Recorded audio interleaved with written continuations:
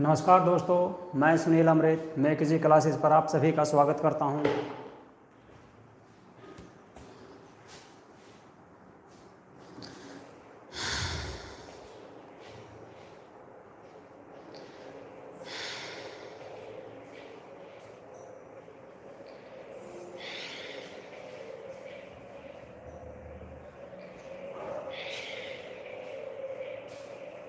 कैसे हैं आप सब लोग? कैसे हैं आप सब लोग? कैसे हैं आप सब लोग? कैसे हैं आप सब लोग? जल्दी से सभी बच्चे लाइव हो जाइए। Sarika Chaudhary, Anjali, good morning. Rukhsar, good morning.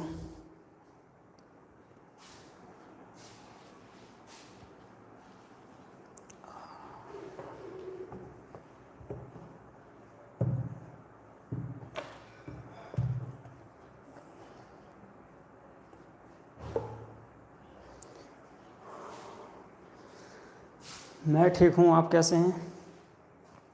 जैसा कि हम जानते हैं कि हम जो है इंडियन पॉलिटी पढ़ रहे हैं, भारतीय राज व्यवस्था। तो भारतीय राज व्यवस्था में हमने आपके मौलिक अधिकार, मौलिक कर्तव्य, राज्य के नीति निर्देशक तत्व, प्रस्तावना, संविधान की विशेषताएं, भारतीय संविधान के विरोध, भारतीय संविधान के स्रोत, संविधान सभा, इसके बाद आपके तो आज जो है सभी को हमने बारी बारी से पढ़ा है। तो आज हम कार्यपालिका, विधायिका और न्यायपालिका के बारे में पढ़ेंगे। कार्यपालिका, विधायिका और न्यायपालिका के बारे में डिटेल से पढ़ेंगे। ओके। कल थोड़ा नेट की प्रॉब्लम से नेट में दिक्कत आ रही थी, इसलिए जो है आपकी क्लास शाम को करनी पड़ी, इसलिए शायद आज बच्चे कम हैं।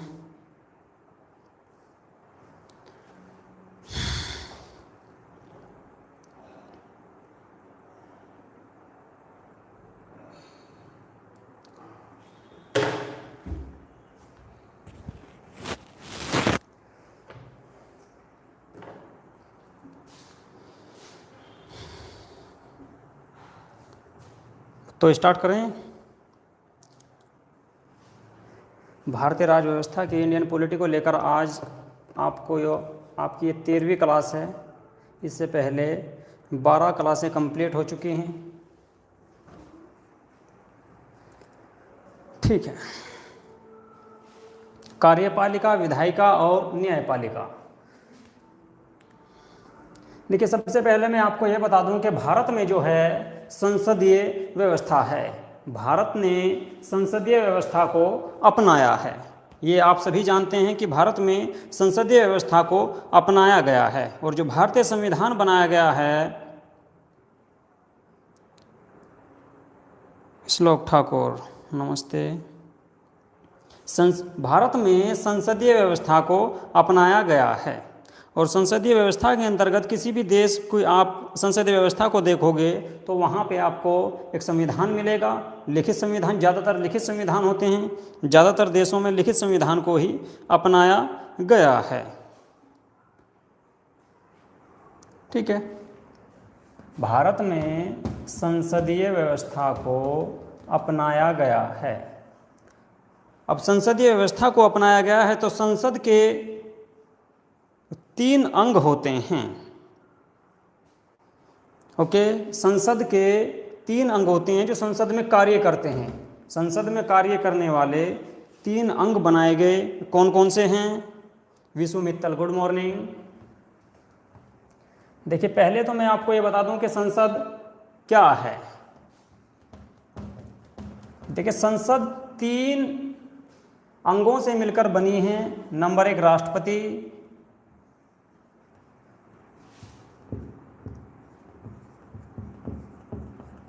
राष्ट्रपति, लोकसभा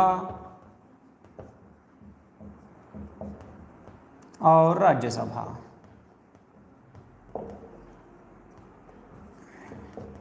इन तीनों से मिलकर संसद का निर्माण होता है। Rahul Pal, Vishu Mittal, good morning. Okay, Bharat में संसदीय प्रणाली को अपनाया गया है और संसद का जो गठन होता है राष्ट्रपति, लोकसभा और राज्यसभा से मिलकर होता है। ओके, अब देखिए जो संसदीय व्यवस्था होती है, संसदीय व्यवस्था में जो कार्य करने वाले होते हैं वे 3 अंग होते हैं।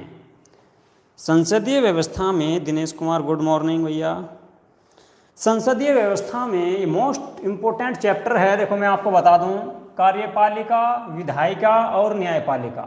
आप कंप्लीट पॉलिटी पढ़ लोगे, लेकिन आप कुछ बच्चे ऐसे रह जाते हैं जिनकी समझ में ये नहीं आ पाता कि कार्यपालिका क्या होती है, विधायिका क्या होती है और न्यायपालिका क्या होती है। जैसा कि आज हम इसके बारे में डिटेल से पढ़ने वाले हैं और आप सबको इसके बारे में मैं जानकारी दूंगा। ठीक है, तो भारत में संसदीय व्यवस्था को अपनाया गया है। संसदीय व्यवस्था के अंतर्गत 3 अंग कार्य करते हैं। कौन कौन से अंग हैं वे जो कार्य करते हैं?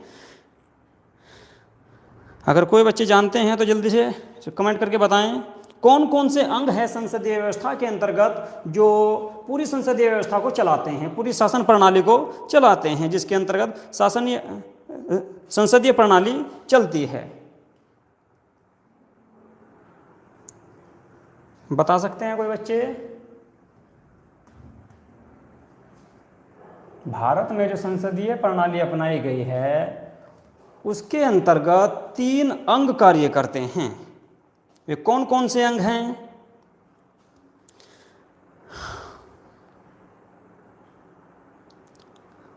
अभी तक किसी का आंसर नहीं आया है। Mohammad Siraj good morning. संसदीय व्यवस्था जो भारत में अपनाई गई है उसके अंतर्गत जो अंग कार्य करते हैं वे कौन कौन से हैं संसदीय व्यवस्था के अंतर्गत?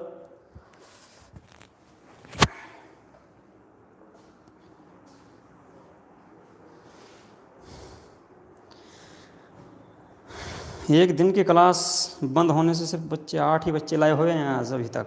चलो कोई बात नहीं, ठीक है। संसदीय व्यवस्था में जो कार्यपालिका,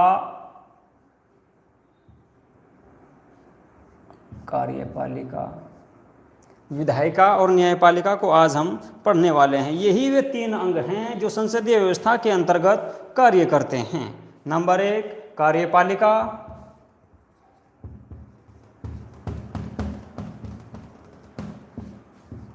नंबर 2 विधायिका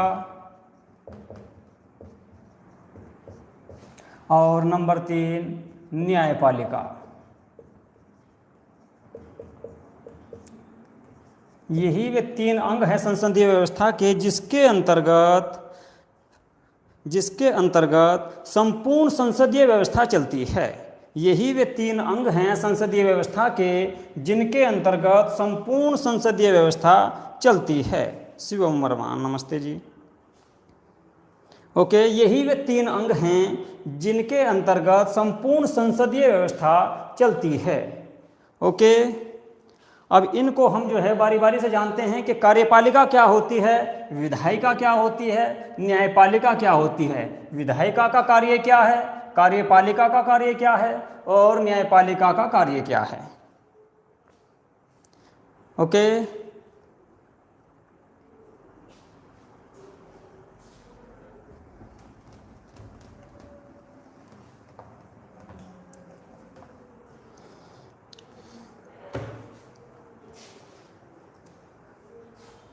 विधायिका को ही लेते हैं पहले।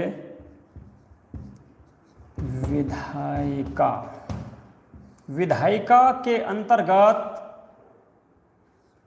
कौन आते हैं? जल्दी से कमेंट करके बताएं, विधायिका के अंतर्गत कौन आते हैं और क्या इसका कार्य है? सारिका चौधरी, कार्यपालिका, विधायिका और न्यायपालिका। जी हाँ, ये 3 अंग हैं जो संसदीय व्यवस्था के अंतर्गत कार्य करते हैं। अब मेरा क्वेश्चन है आपसे कि विधायिका जो है, विधायिका के अंतर्गत कौन कौन आते हैं, किस किस से मिलकर विधायिका का निर्माण होता है, किसे विधायिका किसे कहते हैं? वरदान लाटिया नमस्ते। और क्या इसका कार्य है? रुचि गर्ग, लोकसभा, ठीक है। विधायिका के अंतर्गत लोकसभा आता है आपका, राज्यसभा,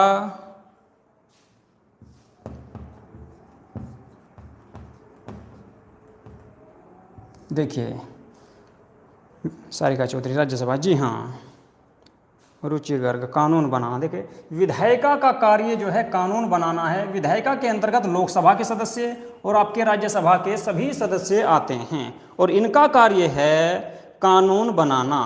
मोहम्मद सिराज, लोकसभा, राज्यसभा और राष्ट्रपति। देखिए राष्ट्रपति संसद के अंतर्गत आते हैं। यहाँ पे राष्ट्रपति का कार्य कानून बनाना नहीं है, बल्कि उस कानून को देखना है क्या वे कानून सही बना है या नहीं बना, उस पर साइन करना है, हस्ताक्षर करने हैं, उसे पास करना है। ओके, वो आपका कार्यपालिका के अंतर्गत आएगा मोहम्मद सिराज।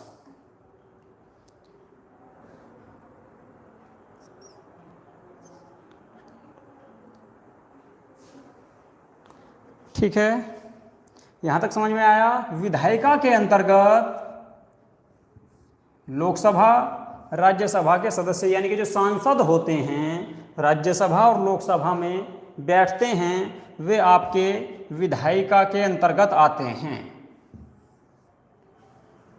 ओके, अब इनका कार्य क्या है?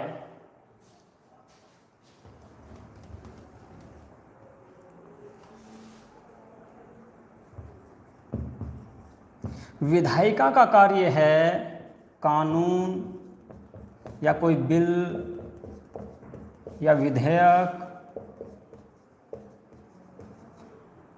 बनाना।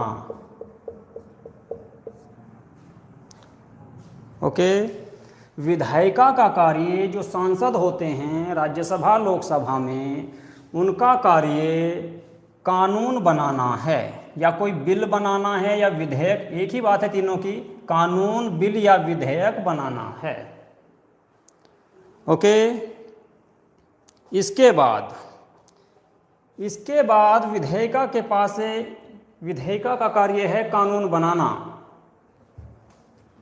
अब कानून बनाकर ये बिल कहाँ पर जाएगा, किसके पास जाएगा? देखिए विधायिका का कार्य कानून को पास करना नहीं है, सिर्फ उसको बनाना है। ठीक है, और इसके अंतर्गत संपूर्ण सांसद, इसके अंतर्गत संपूर्ण सांसद आते हैं। ओके, विधायिका के अंतर्गत संपूर्ण सांसद आते हैं। आपके जितने भी सांसद होते हैं लोकसभा राज्यसभा के, सभी विधायिका के अंतर्गत आते हैं और इनका कार्य है कानून को बनाना। इसके बाद जो कानून विधायिका के द्वारा बनाया गया, ये यहाँ पर कानून बनाकर,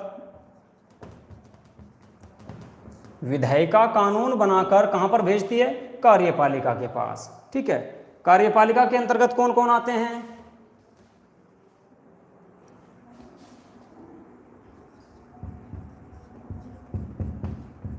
कार्यपालिका,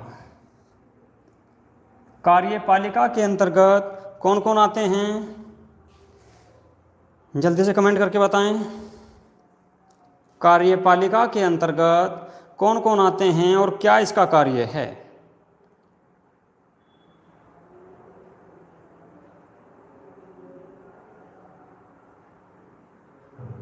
विधानसभा और विधान परिषद, सारिका चौधरी। विधानसभा और विधान परिषद तो आपकी राज्य के अंतर्गत आती है। यहाँ पे अभी जो है हम केंद्र की बात कर रहे हैं, केंद्र। ओके, सारिका चौधरी अभी केंद्र की बात कर रहे हैं, राज्य की बात भी करेंगे। लोकसभा, राज्यसभा और प्रेसिडेंट मोहम्मद सिराज। कार्यपालिका में प्रेसिडेंट आते हैं, रुचि गर्ग, जी हाँ। देखिए कार्यपालिका के अंतर्गत आपके राष्ट्रपति, उपराष्ट्रपति,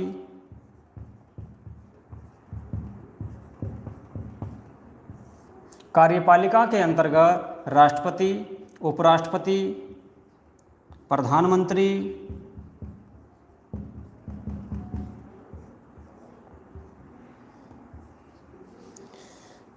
मंत्रिपरिषद।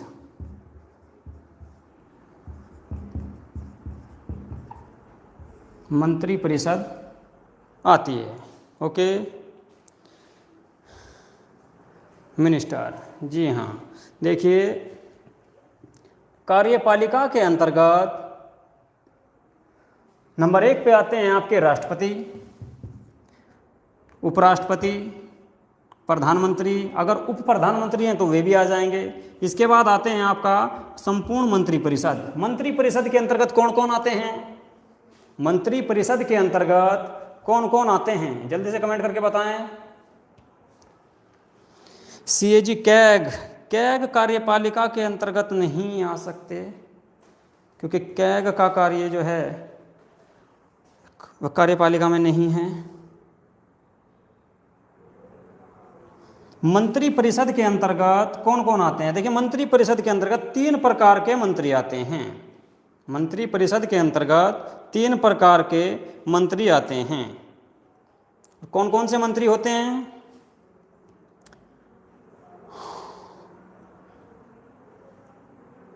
तीन प्रकार के जो मंत्री होते हैं मंत्रिपरिषद के अंतर्गत, कौन कौन से? सारिका चौधरी, कैबिनेट, जी कैबिनेट मंत्री। नंबर 2 राज्य मंत्री और उप मंत्री, रुचि गर्ग। देखिए, 3 प्रकार के मंत्री आते हैं मंत्रिपरिषद के अंतर्गत। कैबिनेट मंत्री,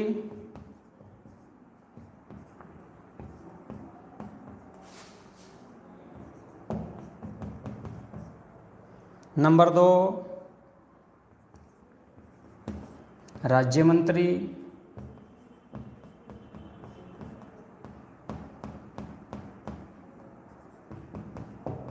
नंबर 3 उप मंत्री। ओके, राज्य मंत्री, कैबिनेट मंत्री, उप मंत्री। अब ये कैबिनेट मंत्री के अंतर्गत कौन कौन आते हैं? देखिए, कैबिनेट मंत्रियों को बड़े विभाग दिए जाते हैं। जो बड़े बड़े विभाग होते हैं उसके अंतर्गत कैबिनेट मंत्री आते हैं, जिनकी संख्या बहुत कम होती है। प्रत्येक सरकार में आपने देखा होगा 7, 8 या 10, 12 कैबिनेट मंत्री होते हैं, जैसे कि रेल मंत्री, गृह मंत्री, वित्त मंत्रालय, गृह मंत्रालय, ठीक है, और रक्षा मंत्रालय, सॉरी चले। ओके, इस प्रकार के जो मंत्रालय होते हैं, जो बड़े बड़े विभाग हैं, विदेश मंत्रालय, जैसे विदेश मंत्री हुआ, रक्षा मंत्री हुआ, रेल मंत्री हुआ, गृह मंत्री हुआ। तो इस प्रकार के जो मंत्रालय हैं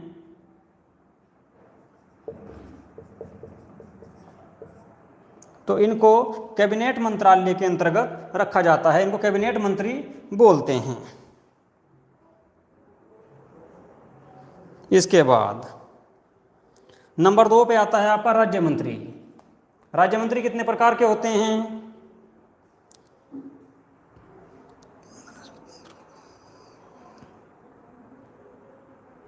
कैबिनेट मंत्रियों को मंत्रालय का स्वतंत्र कार्यभार दिया जाता है? जी नहीं, वो आपका जो है राज्य मंत्री के अंतर्गत आएंगे। आपके 2 प्रकार के मंत्री आते हैं राज्य मंत्रालय के अंतर्गत। जो राज्य मंत्री होते हैं वे आपके 2 प्रकार के होते हैं। नंबर 1, रिपीट, ओके, कैबिनेट मंत्रालय को देखिए, कैबिनेट मंत्री के अंतर्गत आपके जो बड़े मंत्रालय होते हैं, जो बड़े विभाग होते हैं, वे विभाग रखे गए हैं।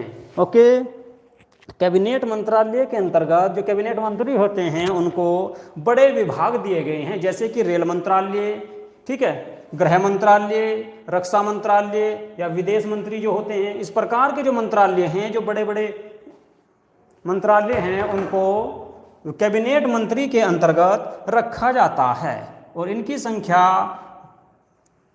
8-10 के आसपास होती है, या कभी कभी किसी गठबंधन की सरकार में ज़्यादा भी संख्या बढ़ जाती है, लेकिन अमूमन यही है कि ज़्यादातर इनकी संख्या 10 से 12 या 15 तक हो जाती है।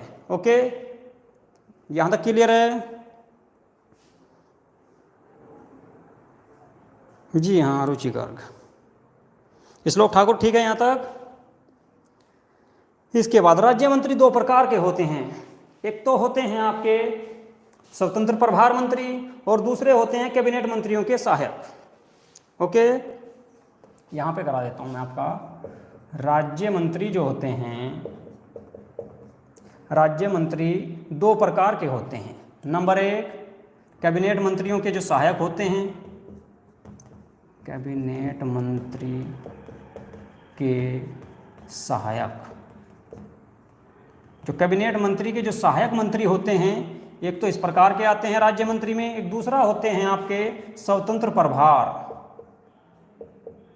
स्वतंत्र प्रभार मंत्री, यानी कि जिनको अलग विभाग दिया जाता है। देखिए कैबिनेट मंत्री क्या हैं, कैबिनेट मंत्रियों के जो सहायक हैं, यहाँ पे जो कैबिनेट मंत्री हैं आपके विदेश मंत्रालय, रक्षा मंत्रालय, गृह मंत्रालय, इन्हीं मंत्रालयों के अंतर्गत कैबिनेट मंत्रियों के जो सहायक होते हैं ये राज्य मंत्री ये कार्य करते हैं। यानी कि जो इनके विभाग का जो कार्य है, यहाँ पर आपके जो कैबिनेट मंत्री हैं, कैबिनेट मंत्रालय है, कैबिनेट मंत्रालय के अंतर्गत ही राज्य मंत्री के जो कैबिनेट मंत्रालय के सहायक होते हैं, इनकी सहायता करने के लिए होते हैं, इनके विभाग का ही कार्य करते हैं। क्योंकि एक व्यक्ति इतने बड़े विभाग को, या विदेश मंत्रालय ही मान लीजिए आप, तो एक व्यक्ति पूरे विदेश मंत्रालय को नहीं देख सकता, उसके सभी प्रकार के कार्य नहीं कर सकता, इसलिए इनके सहायक होते हैं। ठीक है, तो राज्य मंत्री के अंतर्गत कैबिनेट मंत्री के सहायक आते हैं। ओके, इसके बाद दूसरा नंबर आता है यहाँ पे राज्य मंत्री में ही आपका स्वतंत्र प्रभार मंत्री। ये स्वतंत्र प्रभार मंत्रियों को वो मंत्रालय दिए जाते हैं जो इनसे छूट जाते हैं, यानी कि इतने मंत्रालय बनाए जाते हैं भारत में या किसी भी देश में, ठीक है, जो कैबिनेट मंत्रियों से जो विभाग बच जाते हैं, जो विभाग रह जाते हैं, वे आपके स्वतंत्र प्रभार मंत्रियों को दिए जाते हैं। तो जो आपके दूसरे नंबर के जो हैं राज्य मंत्री के अंतर्गत स्वतंत्र प्रभार मंत्री, उनको वे विभाग दिए जाते हैं जो कैबिनेट मंत्रालय से बच जाते हैं या छूट जाते हैं, जो उनके पास नहीं होते। ओके, राज्य मंत्री को लेकर कोई डाउट है? देखिए राज्य मंत्री दो प्रकार के होते हैं। नंबर एक, कैबिनेट मंत्रियों के सहायक, नंबर दो, स्वतंत्र प्रभार मंत्री। तो दो प्रकार के राज्य मंत्री होते हैं। इसके अंतर्गत जो कैबिनेट मंत्रालय के जो कैबिनेट मंत्रियों के सहायक होते हैं, उनको जो कैबिनेट मंत्री के विभाग होते हैं उन्हीं के अंतर्गत कार्य करना होता है, उन्हीं के विभाग को देखना होता है। इसके बाद जो आपके स्वतंत्र प्रभार मंत्री हैं, कैबिनेट मंत्रियों से जो विभाग बच गए हैं, जो विभाग कैबिनेट मंत्रियों से बच गए हैं, उनके अंतर्गत कार्य स्वतंत्र प्रभार मंत्री करते हैं। ओके, यहां तक किसी बच्चे को डाउट है?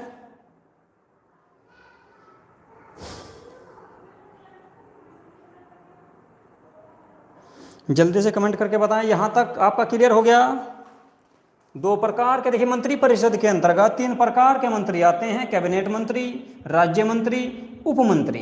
कैबिनेट मंत्री के अंतर्गत बड़े बड़े विभाग, जो बड़े बड़े मंत्रालय होते हैं, उनको रखा गया है, उनको कैबिनेट मंत्री बोलते हैं।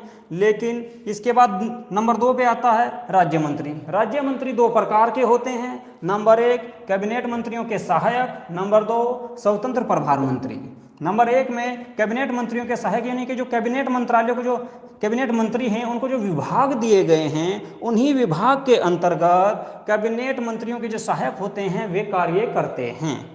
ओके, नंबर दो, स्वतंत्र प्रभार मंत्री। स्वतंत्र प्रभार मंत्री के अंतर्गत जो मंत्रालय कैबिनेट मंत्रालयों से बच गए हैं, जो विभाग कैबिनेट मंत्रियों से बच गए हैं, उनको नहीं दिए गए हैं, जो खाली पड़े हैं, वे विभाग, वे कार्य स्वतंत्र प्रभार मंत्री को दिए जाते हैं। ओके, यहाँ तक आपका क्लियर हो गया? राज्य मंत्री तक क्लियर है? ठीक है। इसके बाद आता है आपका उप मंत्री।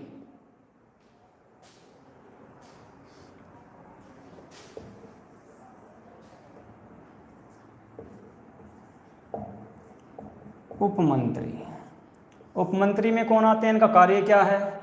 देखिए उपमंत्रियों का कार्य कैबिनेट मंत्रियों के जो विभाग होते हैं उन्हीं के अंतर्गत कार्य करना है। मोहम्मद सिराज सर, ठीक है, इनका जो कार्य है कैबिनेट मंत्रियों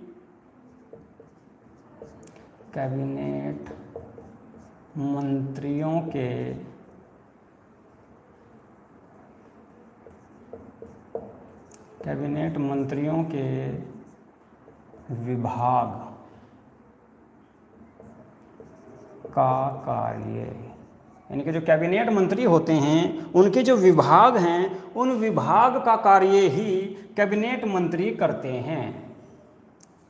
ठीक है, देखिए कैबिनेट मंत्री जो होते हैं एक व्यक्ति होता है, कोई भी जो मंत्री बना दिया जाता है, ठीक है, तो उसका जो कार्य है वो अपना सारा कार्य अकेला तो कर नहीं सकता। ठीक है, विभाग में बहुत सारे कार्य होते हैं, जैसे कि रक्षा मंत्रालय ही है या गृह मंत्रालय या रेल मंत्रालय है। मंत्रालय में बहुत सारे कार्य होते हैं, हर विभाग में बहुत सारे कार्य होते हैं। ठीक है, क्योंकि पूरे देश में एक व्यक्ति अकेला कार्य नहीं कर सकता, तो इसीलिए उनके सहायक भी रखे जाते हैं कैबिनेट मंत्रियों के। ठीक है, लेकिन उनके भी नीचे आपके उप मंत्री आते हैं और इनका कार्य कैबिनेट जो मंत्रियों के विभाग हैं उनके विभागीय कार्य को कौन करते हैं? उपमंत्री। जो उपमंत्री होते हैं वे कैबिनेट मंत्रियों के विभाग का कार्य करते हैं। जो विभागीय कार्य है कैबिनेट मंत्रालय के अंतर्गत उनको करते हैं। ठीक है, मंत्री परिषद के अंतर्गत 3 प्रकार के मंत्रालय होते हैं। ठीक है, 3 प्रकार के मंत्री आते हैं, कैबिनेट मंत्री, राज्य मंत्री, उपमंत्री। किसी भी सरकार में, चाहे आपकी राज्य सरकार हो या केंद्र सरकार हो, दोनों जगह के कैबिनेट में या मंत्री परिषद में 3 प्रकार के मंत्री होते हैं, कैबिनेट मंत्री, राज्य मंत्री और उपमंत्री। कैबिनेट मंत्री के अंतर्गत बड़े बड़े विभाग रखे गए हैं। ठीक है, इसके बाद राज्य मंत्री के अंतर्गत 2 प्रकार के मंत्री होते हैं, कैबिनेट मंत्रियों के सहायक मंत्री और स्वतंत्र प्रभार मंत्री। कैबिनेट मंत्रियों के सहायक मंत्री जो हैं वो कैबिनेट मंत्री जो हैं उन्हीं की सहायता करते हैं, उन्हीं के विभाग के अंतर्गत कार्य करते हैं। लेकिन स्वतंत्र प्रभार मंत्री ऐसे हैं जो कैबिनेट मंत्रियों से विभाग बच गए हैं, उन विभाग की देखभाल या उनकी जो जिम्मेवारी है उसको देखने का जो कार्य है स्वतंत्र प्रभार मंत्री का है। इसके बाद उपमंत्री के अंतर्गत जो कैबिनेट मंत्रालय है, कैबिनेट मंत्री हैं, उन मंत्रियों के जो विभागीय कार्य हैं, उनके विभाग का जो कार्य है उसकी देखभाल या उसको करने का कार्य उपमंत्रियों का है। ओके, तो कार्यपालिका को लेकर कोई डाउट है किसी बच्चे के मन में? ये आपकी कार्यपालिका है, इसके अंतर्गत राष्ट्रपति, उपराष्ट्रपति, प्रधानमंत्री और मंत्रिपरिषद आते हैं। किसी के मन में कोई शंका है? यदि है तो बताएं।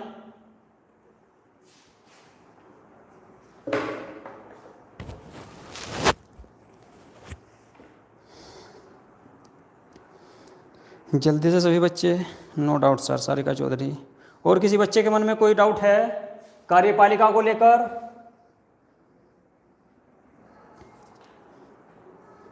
रुचिकर, क्लियर हो गया। ओके,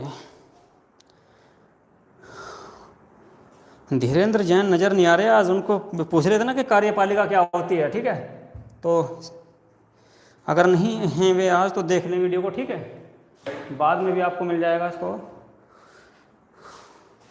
यूट्यूब पे डाल। अब इसका कार्य क्या है कार्यपालिका का, इसको मैं साफ कर देता हूं।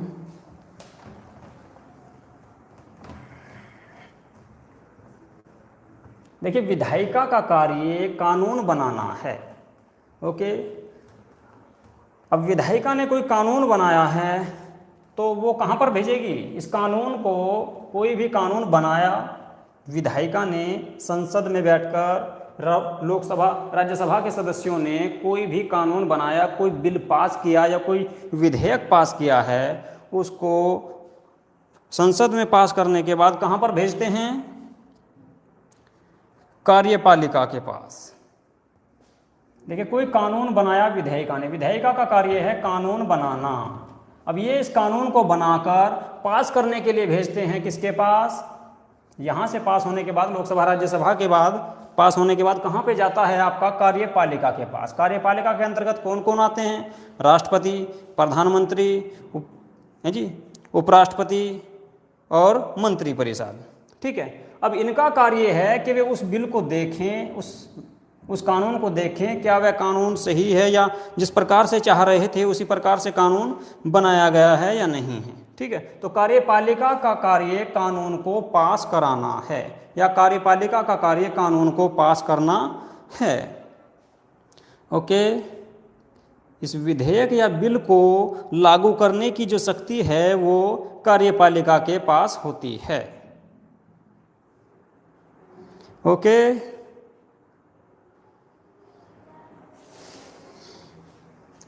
कोई भी कानून या बिल विधेयिका बनाएगी। विधेयिका के अंतर्गत आपके लोकसभा व राज्यसभा के सदस्य आते हैं। ठीक है, ये यहाँ से कोई भी कानून बनाएंगे या बिल पास करेंगे, उस बिल को पास करके कहाँ पे भेजेंगे? कार्यपालिका के पास। ठीक है, उनकी सहमति के लिए। ओके, जब कार्यपालिका, और कार्यपालिका का कार्य है उस बिल को लागू करना, यानी कि कार्यपालिका जो है आपकी विधेयिका जो है प्रधानमंत्री या मंत्रिपरिषद के पास भेजेगी। मंत्रिपरिषद अपनी सहमति के बाद उसको राष्ट्रपति के साइन के लिए भेजेंगे, जो कि कार्यपालिका का ही अंग है।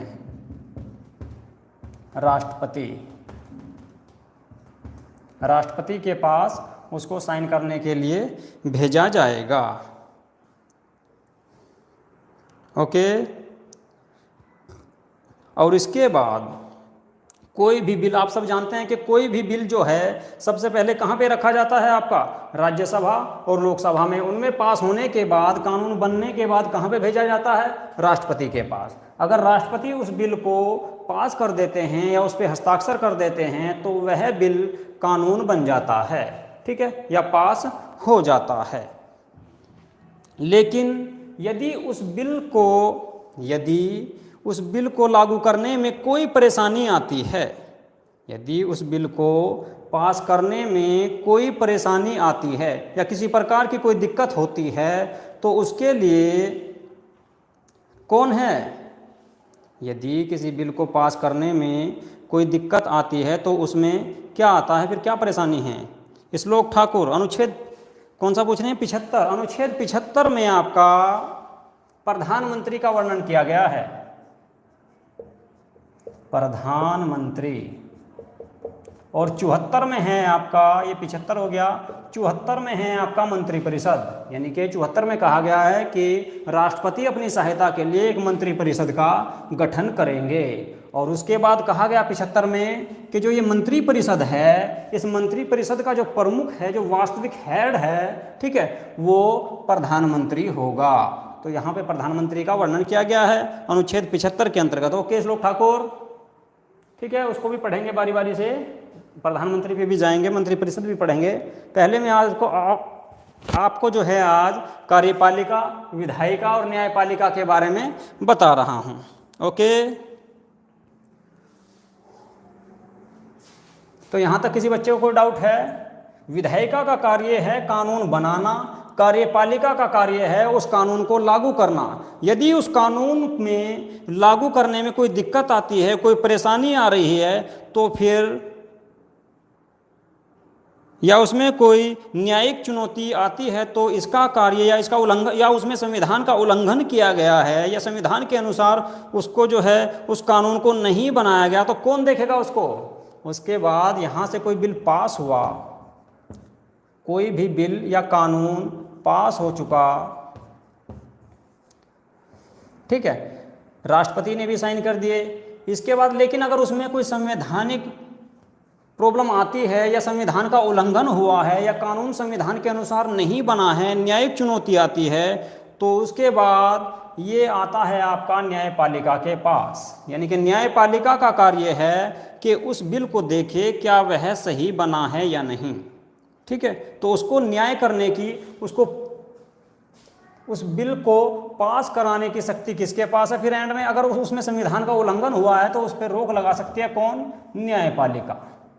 ओके, तो वहां पे जो है न्यायपालिका का कार्य क्या है? देखिए, विधायिका का कार्य है कानून बनाना, कार्यपालिका का कार्य है उस कानून को लागू करना, न्यायपालिका का कार्य है अगर वह कानून न्याय संगत नहीं बना है, संविधान के अनुसार नहीं बना है, तो उस पर निर्णय देना, अपना निर्णय देना।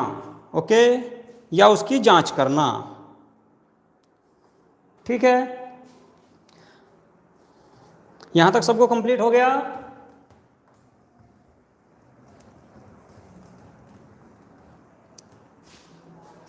सभी बच्चों का यहां तक कंप्लीट हुआ? कार्यपालिका का क्या कार्य है, विधायिका का क्या कार्य है और न्यायपालिका का क्या कार्य है। यहाँ तक सभी का कंप्लीट हो गया है? जल्दी से कमेंट करके बताएं, आगे चलूँ।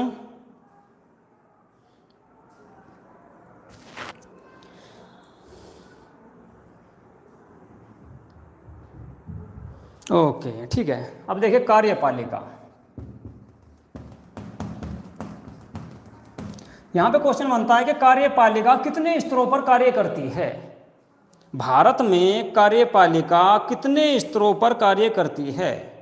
भारत में जो कार्यपालिका है वो कितने स्तरों पर कार्य करती है। Mohammad Siraj, yes sir, okay. Anjali, clear है। कार्यपालिका भारत में कितने स्तरों पर कार्य करती है।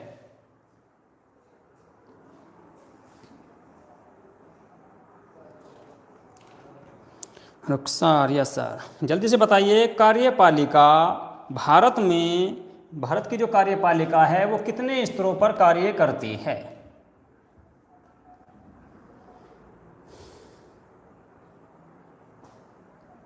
देखिए भारत में जो कार्यपालिका है वो 2 स्तरों पर कार्य करती हैं। एक है आपका राज्य केंद्र स्तर पर,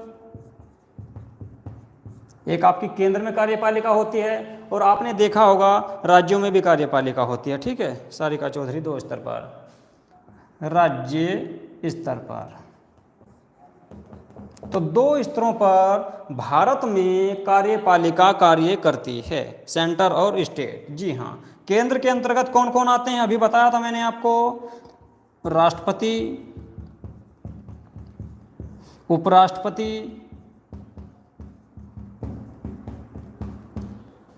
प्रधानमंत्री,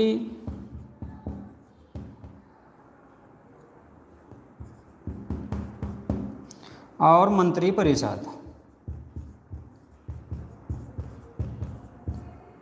भारत में कार्यपालिका 2 स्तरों पर कार्य करती है। नंबर 1 केंद्र स्तर पर, नंबर 2 राज्य स्तर पर। केंद्र स्तर के अंतर्गत आपके राष्ट्रपति, उपराष्ट्रपति, प्रधानमंत्री और मंत्री परिषद। मंत्री परिषद के अंतर्गत 3 प्रकार के मंत्री आते हैं, वो मैंने आपको अभी बताया है। ठीक है, यहाँ पे मैंने आपको 3 प्रकार के जो मंत्री हैं उनके बारे में डिटेल में बताया है।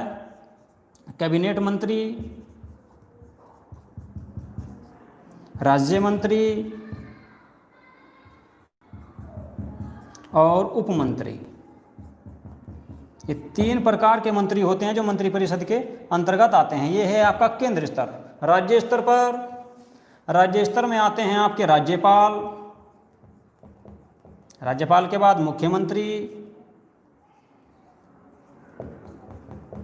मुख्यमंत्री के बाद मंत्री परिषद, या राज्य की मंत्री परिषद भी कह सकते हैं। और इसके अंतर्गत भी 3 प्रकार के ही मंत्री होते हैं। नंबर 1 कैबिनेट मंत्री जो राज्यों में होते हैं, नंबर 2 राज्य मंत्री, नंबर 3 उप मंत्री। ओके,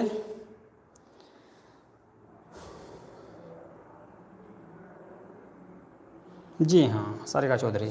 देखिए कार्यपालिका, भारत में जो कार्यपालिका है वो 2 स्तरों पर कार्य करती है, क्योंकि भारत में 2 जगह सरकार बनती है, एक आपकी केंद्र में और एक स्टेट में। ठीक है, सेंटर में और स्टेट में। तो केंद्र स्तर पर जो होते हैं आपके राष्ट्रपति, उपराष्ट्रपति, प्रधानमंत्री और मंत्री परिषद आती है। मंत्री परिषद के अंतर्गत 3 मंत्री होते हैं। इधर आपका राज्य स्तर पर जो सरकार बनती है वहाँ की जो कार्यपालिका होती है उसके अंतर्गत राज्यपाल, मुख्यमंत्री और राज्य मंत्री परिषद के सदस्य आते हैं। जैसे कि मंत्री परिषद के अंतर्गत आपके कैबिनेट मंत्री, राज्य मंत्री, उप मंत्री, 3 प्रकार के मंत्री राज्यों में भी होते हैं। यानी कि वही व्यवस्था अपनाई गई है, जो व्यवस्था केंद्र में है वही व्यवस्था राज्यों में भी है। ओके, यहाँ तक सभी का क्लियर हुआ?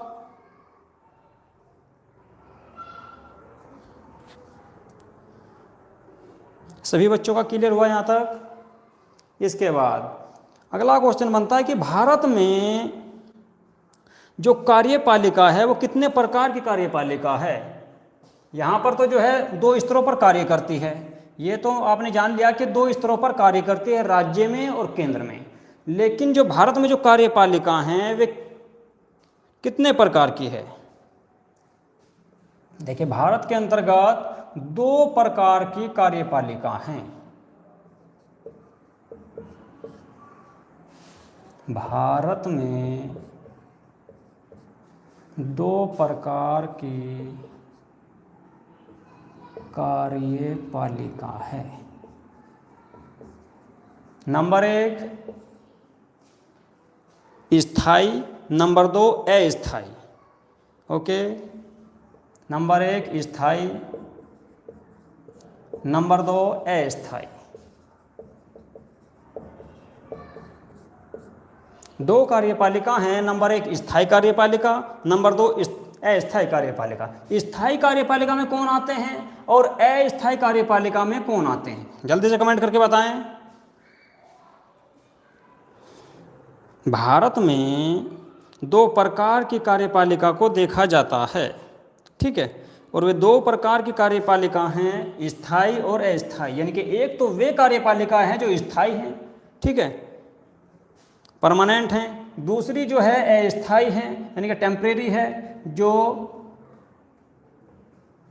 कुछ समय के लिए कार्य करती हैं। निखिल कुमार, सेंटर में राज्यपाल का कार्य कौन करता है? सेंटर में राज्यपाल कहाँ होते हैं भैया? सेंटर में राज्यपाल की तरह जो कार्य करते हैं, जैसे केंद्र में राष्ट्रपति करते हैं, तो आपके राज्य में राज्यपाल होते हैं।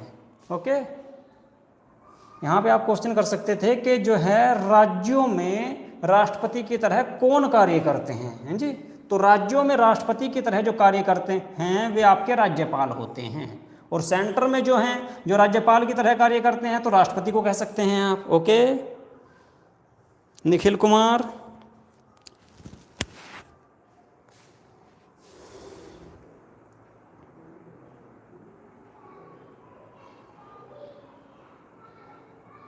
ठीक है भैया।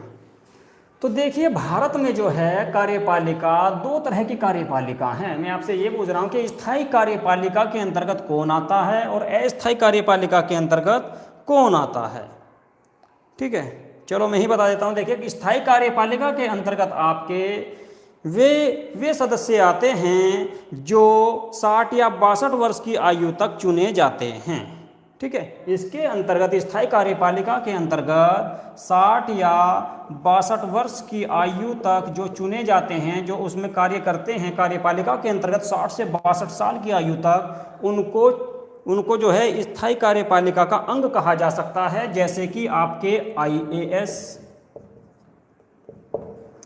और PCS के जो अधिकारी होते हैं, उस लेवल के जो अधिकारी होते हैं, वे भी कार्यपालिका के अंतर्गत कार्य करते हैं। ओके, और ये आपके 60 या 62 साल की आयु तक रहते हैं। लेकिन अस्थायी कार्यपालिका के अंतर्गत वे व्यक्ति आते हैं जो 5 वर्ष के लिए चुने जाते हैं, चुनाव के द्वारा जो 5 वर्ष के लिए चुने जाते हैं जैसे राष्ट्रपति, प्रधानमंत्री और आपके और भी जो मंत्री होते हैं, ठीक है। भारत में दो प्रकार की कार्यपालिका कार्य करती है। नंबर 1 स्थायी कार्यपालिका जो परमानेंट होते हैं, जैसे कि IAS PCS अधिकारी जो सचिव वगैरह होते हैं सरकार के, हाँ जी सारिका चौधरी, वाइस प्रेसिडेंट भी उसी के अंतर्गत आएंगे, सांसद भी उसी के अंतर्गत आएंगे, आपके जो कैबिनेट मंत्री हैं वे भी उसी के अंतर्गत आएंगे। वो सबका नाम मैंने नहीं लिखा है, ठीक है। तो वे सब जो हैं जो 5 साल के लिए चुने जाते हैं और मंत्रालय में है कार्यपालिका के अंतर्गत आते हैं, जो मंत्री वगैरह हैं वे सभी जो है अस्थायी कार्यपालिका के अंतर्गत आते हैं। ओके, कार्यपालिका को लेकर कोई डाउट है किसी बच्चे के मन में? और देखिए जिस प्रकार से यहाँ पर केंद्र में हुआ है उसी प्रकार से राज्यों में भी उसी प्रकार से स्थायी और अस्थायी होते हैं। वहाँ पे भी आपके PCS वगैरह के अधिकारी या IAS या PCS अधिकारी होते हैं या IPS भी होते हैं इसके अंतर्गत। इसमें PCS नहीं आएंगे आपके केंद्र में, IPS आएंगे, IPS, ठीक है। IAS, IPS, IFS के जो सदस्य होते हैं, ज़्यादातर जो अधिकारी होते हैं वे आपके जो है स्थायी कार्यपालिका के अंतर्गत आते हैं, और जो आपके नेता हैं या जो चुनाव के द्वारा चुने जाते हैं 5 वर्ष के लिए, वे अस्थायी कार्यपालिका के अंतर्गत आते हैं। ओके, इसी प्रकार से राज्य स्तर पर, राज्य स्तर में जो आपके मुख्यमंत्री, मंत्रिपरिषद या कैबिनेट मंत्री जो भी होते हैं, ये सब आपके जो है अस्थायी कार्यपालिका के अंतर्गत आते हैं, क्योंकि 5 वर्ष के लिए चुने जाते हैं। उसके बाद जो आईएएस या पीसीएस वगैरह के अधिकारी होते हैं, आईएफएस या आईपीएस अधिकारी होते हैं, क्योंकि राज्यों में भी होते हैं आईएएस आईपीएस, ठीक है, और यहाँ पे पीसीएस भी आ जाएंगे। आपके जो पीसीएस के अधिकारी होते हैं, वे सब जो हैं स्थायी कार्यपालिका के अंग होते हैं। ओके, यहाँ तक सबका क्लियर हो गया है? चलिए जी, इसके बाद कार्यपालिका हुआ, इसके बाद बात करते हैं विधायिका की। ऐसे तो मैं आपको पहले ही बता चुका हूं कि विधायिका का कार्य कानून बनाना है, और इसके अंतर्गत कौन आते हैं? लोकसभा व राज्यसभा के सदस्य। देखिए, विधायिका भी दो,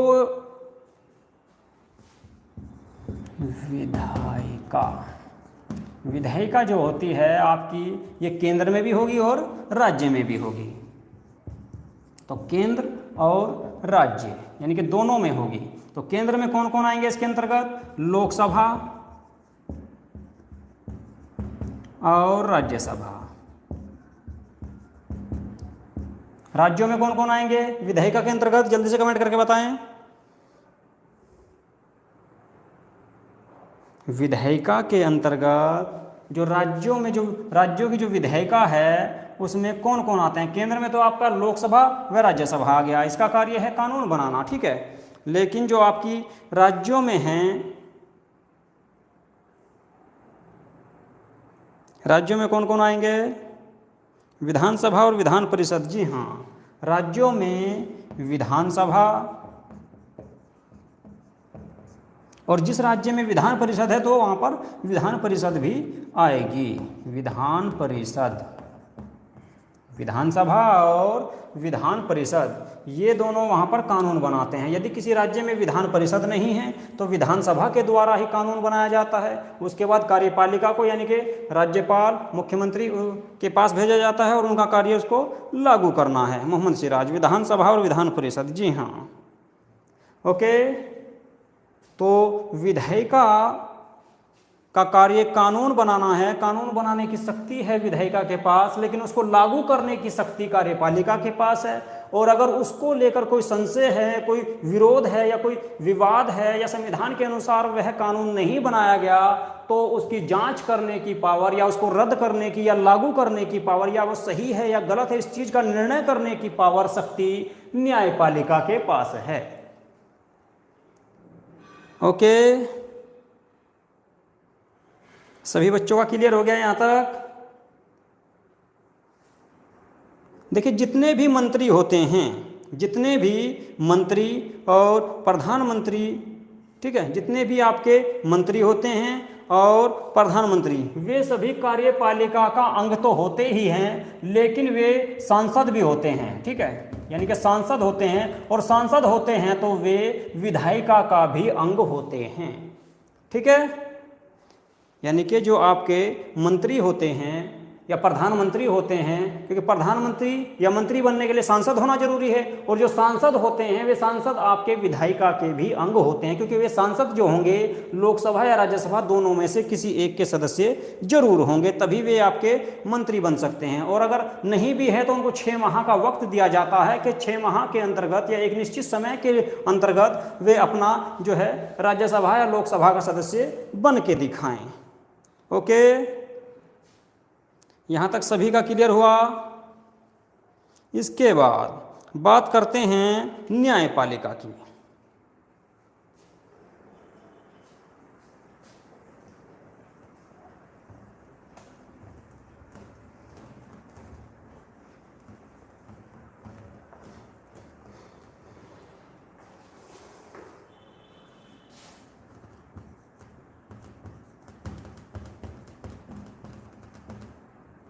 न्यायपालिका,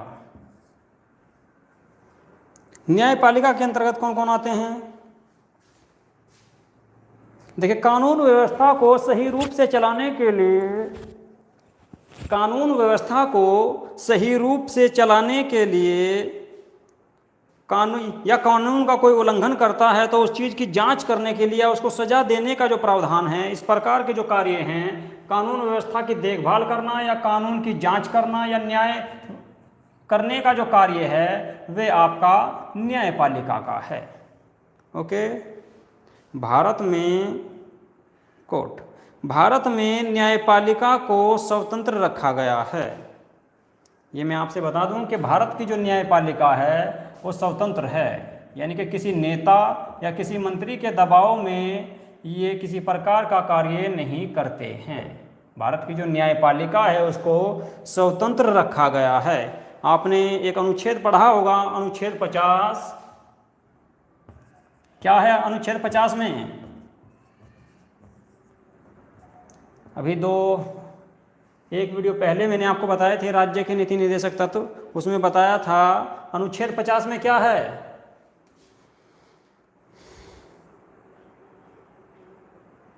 जल्दी से कमेंट करके बच्चे बताएं अनुच्छेद 50।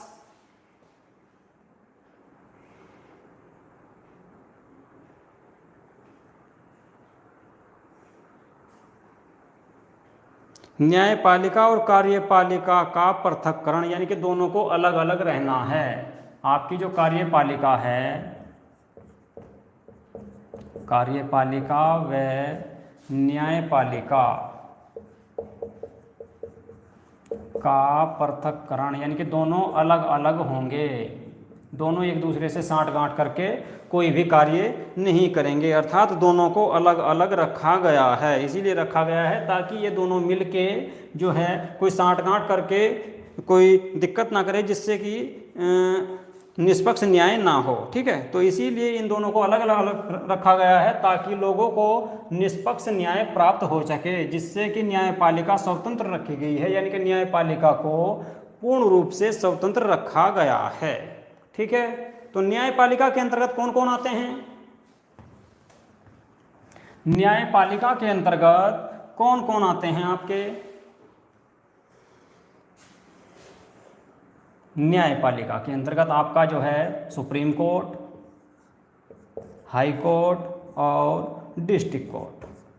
देखिए ये तीनों कोर्ट जो हैं, तीनों प्रकार के न्यायपालिका के अंतर्गत आते हैं। डिस्ट्रिक्ट कोर्ट या उससे नीचे की भी जितने भी कोर्ट हैं, यानी कि जो भी न्याय कर रहे हैं, जैसे कि डिस्ट्रिक्ट कोर्ट के अंतर्गत भी जूनियर कोर्ट आते हैं, वे सभी जो हैं आपके न्यायपालिका के अंतर्गत रखे गए हैं।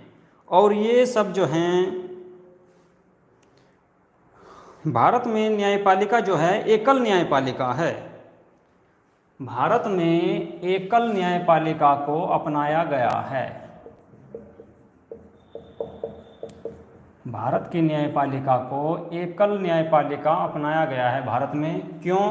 क्योंकि जैसे कि कोई भी व्यक्ति अपना मुकदमा डिस्ट्रिक्ट कोर्ट में डालता है और अगर यदि वह वहाँ से हार जाता है तो उसके बाद हाई कोर्ट जा सकता है, और यदि हाई कोर्ट में भी हार जाता है या वो उससे भी संतुष्ट नहीं है उसके निर्णय से, तो सुप्रीम कोर्ट जा सकता है। एक व्यक्ति जिसे अगर किसी का कोई वाद चल रहा है या मुकदमा चल रहा है डिस्ट्रिक्ट कोर्ट में और वो वहाँ से अपना मुकदमा हार जाता है या डिस्ट्रिक्ट कोर्ट के निर्णय से संतुष्ट नहीं है, तो अपील कर सकता है हाई कोर्ट में, और यदि हाई कोर्ट के भी निर्णय से संतुष्ट नहीं है तो सुप्रीम कोर्ट में, और सुप्रीम कोर्ट के बाद आप सभी को पता है कि राष्ट्रपति के पास में जा सकते हैं।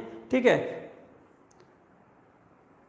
तो इस प्रकार से भारत में जो है एकल न्याय प्रणाली है, एकल न्यायपालिका को अपनाया गया है। ठीक है, और भारत में कार्यपालिका और न्यायपालिका को पृथक्करण रखा गया, दोनों को अलग अलग रखा गया है ताकि वे दोनों एक साथ मिलके कोई साँठ-गाँठ ना कर पाएँ, जिससे कि निष्पक्ष न्याय ना हो। यहाँ तक सभी बच्चों का क्लियर है न्यायपालिका तक?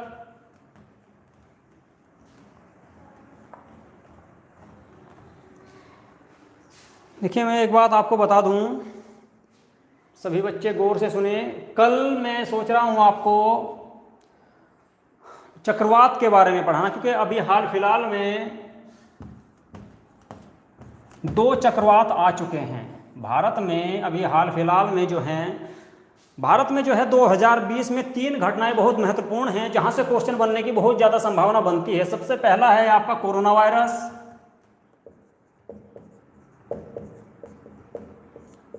ठीक है, तो यहां से भी करंट के आपके क्वेश्चन बन सकते हैं। नंबर 2 पे आता है आपका चक्रवात, और चक्रवात भी भारत में इसी साल 2020 में 2 चक्रवात आए हैं।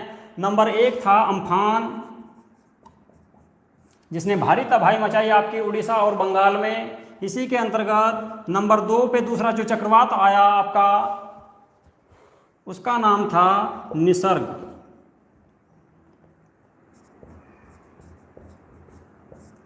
ठीक है, तो काफ़ी बच्चे जो है इस चीज़ की डिमांड कर रहे थे कि सर चक्रवात के बारे में पढ़ाइए, तो मैं कल आपको जो है कल की क्लास आपको पॉलिटी से हटके चक्रवात के बारे में डिटेल से समझाने वाला हूं, किस प्रकार से चक्रवात आते हैं, किस प्रकार से चक्रवात बन। वैसे तो ज्योग्राफी का टॉपिक है, लेकिन करंट में हाल फिलहाल में यहाँ से संभावना बनती है जो भी एग्जाम आपके 2020 के आसपास जो होने वाले हैं, 2020 के अंत में, मुझे उम्मीद है कि लगता है और वैसे बन भी सकता है, क्योंकि ये तीनों घटनाएं, ये 3 जो घटनाएं हुई हैं भारत में, या भारत में ही कह सकते हैं, चलो कोरोना वायरस तो पूरे विश्व में है, लेकिन ये जो आपके जो 2 चक्रवात हैं, ये इन दोनों चक्रवातों ने भारत में काफ़ी तबाही मचाई है। तो इस चीज़ को लेकर यहाँ से भी क्वेश्चन आपके आ सकते हैं, पूरी संभावना है, एक आध क्वेश्चन जरूर बन सकता है। लेकिन यूपीएससी की दृष्टि से जो बच्चे यूपीएससी यानी कि आईएएस या पीसीएस का एग्जाम देना चाहते हैं, उनके लिए मोस्ट इंपोर्टेंट है ये चैप्टर चक्रवात को लेकर, क्योंकि ज़्यादातर क्वेश्चन जो है यूपीएससी यहीं से पूछती है जो हाल फिलहाल में घटनाएं होती हैं। तो वहाँ से जो है मैं सोच रहा हूँ कल को आपको चक्रवात के बारे में बताऊँ, कैसे चक्रवात आते हैं, क्यों आते हैं और किस क्षेत्र में बनते हैं भारत के, कहाँ से किस क्षेत्र में कितनी स्पीड होती है, क्या नाम उनको दिया गया है, क्यों दिया गया है ये नाम। ठीक है, तो इसके बारे में मैं आपको कल को जो है कल की क्लास आपकी चक्रवात के बारे में पढ़ाऊंगा आपको। ठीक है, उसके बारे में डिटेल में कंप्लीट कराऊंगा सारा, जो भी कन्फ्यूजन आपके होंगे चक्रवात को लेकर, अम्फान को लेकर, निसर्ग को लेकर। अगर एक क्लास में कंप्लीट ना हो पाया तो 2 क्लास शायद इसकी हो सकती है। ठीक है, क्योंकि चक्रवात के बारे में आपको कंप्लीट डिटेल में सारा समझाऊंगा, क्या होते हैं चक्रवात, क्यों बनते हैं, क्या स्थिति होती है, कहाँ पे बनते हैं, किस देश में क्या कहते हैं इनको, ठीक है, या कौन से सागरों में, किस क्षेत्र में क्या नाम इनको दिया गया है, उसके बारे में डिटेल से आपको कल जो है इसके बारे में मैं समझाऊंगा। ठीक है, तो इस चीज़ को जो है आप कल की वीडियो रहेगी आपकी 8 से 9 ही, तो उसमें आपको चक्रवात के बारे में समझाऊंगा। ठीक है, तो आइए वापस से जो है इसमें अब हम चलते हैं दोबारा से कार्यपालिका, विधायिका और न्यायपालिका। ये मैंने आपको बताया कार्यपालिका के बारे में, इसको लेकर अगर कोई डाउट हो तो बताएं बच्चे, विधायिका को लेकर कोई डाउट हो तो वो बताएं, या न्यायपालिका को लेकर कोई डाउट हो तो वो बताएं। यहां तक सभी का कंप्लीट है, आगे चलूं।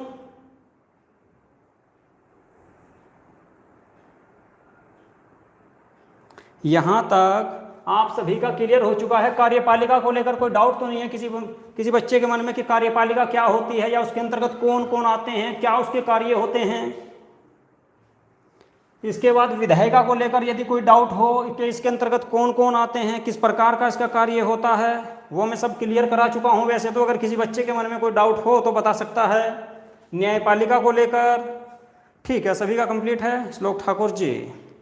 इसके बाद आता है आपका, देखिए मोहम्मद सिराज नौसरा, ठीक है, लोकतंत्र जो है भारत में लोकतंत्र है, लोकतंत्र। अब लोकतंत्र के आपने काफी बारी एग्जाम में एक आपके क्वेश्चन आता है कि लोकतंत्र का चौथा स्तंभ किसे कहा जाता है। लोकतंत्र का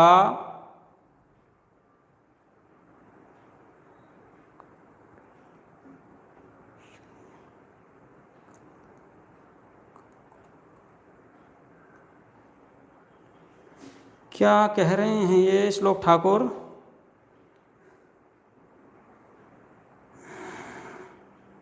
श्लोक ठाकुर कह रहे हैं कि शून्य कल कब करोगा। मैं समझा नहीं आपकी बात, दोबारा कमेंट करके बताएं। मोहम्मद सिराज जी, देखिए लोकतंत्र का जो चौथा स्तंभ है वो आपका मीडिया या प्रेस है। ठीक है जी, तो इसके बाद जो आपके 3 स्तंभ जो हैं लोकतंत्र के, वे कौन कौन से हैं? ये तो सभी बच्चों को पता होगा इसके बारे में, ठीक है। तो लोकतंत्र के जो 3 स्तंभ हैं वे कौन कौन से हैं? ये तो नंबर 4 पे आता है। तो नंबर 1, 2, 3 स्तंभ कौन कौन से हैं? जल्दी से कमेंट करके बताएं। सारिका चौधरी, मीडिया या प्रेस, ओके, एक ही बात है। ये आपका चौथा स्तंभ है, उसको चौथा स्तंभ कहा जाता है। लेकिन 3 स्तंभ कौन कौन से हैं वे जल्दी से बताएं आप। देखिए 3 स्तंभ के अंतर्गत आपके आते हैं कार्यपालिका, नंबर 1, इसको पहला स्तंभ कहा जाता है लोकतंत्र का। नंबर 2 विधायिका, और नंबर 3 न्यायपालिका। ये 3 स्तंभ हैं लोकतंत्र के, जिन पर जो है भारत का क्या, पूरे विश्व का लोकतंत्र टिका हुआ है। इसके बाद आपका चौथे स्तंभ में आता है प्रेस। प्रेस को लोकतंत्र का चौथा स्तंभ कहा जाता है। ओके, सभी बच्चों का क्लियर हो गया यहां तक? लोकतंत्र के 4 स्तंभ हैं, चौथा स्तंभ प्रेस को कहा जाता है, कई बार एग्जाम में आ चुका है। लेकिन जो इससे पहले जो 3 स्तंभ हैं, कार्यपालिका, विधायिका और न्यायपालिका हैं। लोकतंत्र के 3 स्तंभ कार्यपालिका, विधायिका और न्यायपालिका है, और चौथा स्तंभ प्रेस को कहा जाता है। जो मोस्ट इंपोर्टेंट है, बहुत ज़्यादा यहाँ से क्वेश्चन बनते हैं आपके।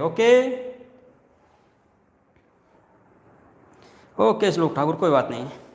अगर आपके मन में कोई अभी भी शंका है तो बता सकते हैं। यहाँ तक आज का आपका चैप्टर यहीं पे जो है क्लियर हो जाता है। ये यहीं तक था इसके बारे में। इसके बाद आपको जो है कार्यपालिका के अंतर्गत जितने भी आपके राष्ट्रपति, प्रधानमंत्री, उप प्रधानमंत्री या मंत्रीगण जितने भी आते हैं, संसद, लोकसभा, सबको डिटेल में पढ़ाऊंगा, ठीक है। लेकिन आज मैंने आपको सिर्फ ये बताया है क्योंकि कुछ बच्चे पूछ रहे थे कि सर कार्यपालिका क्या होता है, विधायिका क्या होता है, न्यायपालिका क्या होता है।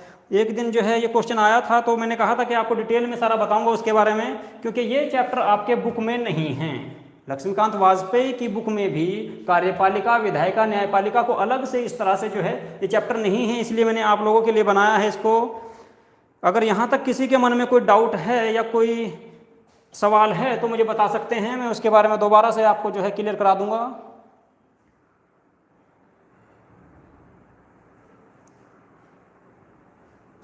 ओके, और कल जो है आपकी जो क्लास होने वाली है, कल चक्रवात को लेकर होगी, क्योंकि करंट का हाल फिलहाल का मुद्दा चल रहा है और बहुत कम यूट्यूब चैनल हैं, 2-3, जिन्होंने अभी तक जो है अम्फान और निसर्ग के बारे में अपनी क्लासें दी हैं। लेकिन उस पर भी बहुत छोटी छोटी सी क्लासें हैं, लेकिन मैं आपको डिटेल में उसके बारे में जो है चक्रवात के और अम्फान और निसर्ग के बारे में डिटेल में कराने वाला हूँ आपको।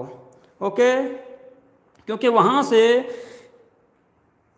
उम्मीद की जा रही है कि इस साल जो है क्वेश्चन बनने की संभावना है, ठीक है। तो आज की हम क्लास अपनी यहीं पे समाप्त करते हैं।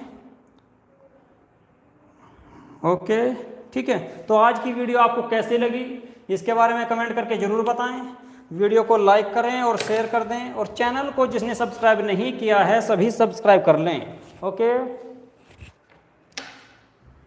ठीक है, नमस्कार।